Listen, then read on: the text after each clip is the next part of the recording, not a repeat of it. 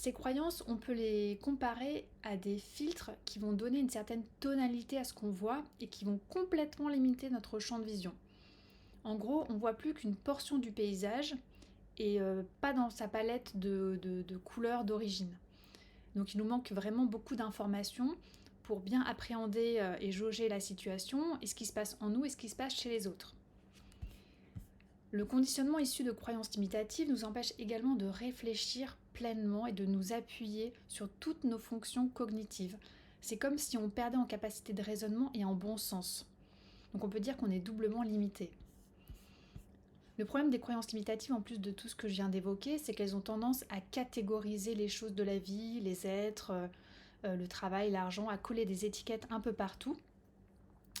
Et c'est elles, au final, qui décident à notre place et à la place des autres de ce qu'il faut faire, de ne pas faire, de ce qu'il faut dire ou ne pas dire, de ce qui a de la valeur ou de ce qui en a moins. Euh, on peut dire que c'est vraiment le terreau parfait de la discorde, des oppositions. Si justement on rentre pas dans tel moule, si on n'est pas d'accord avec telle manière de catégoriser les choses, les événements, les professions, les êtres, etc.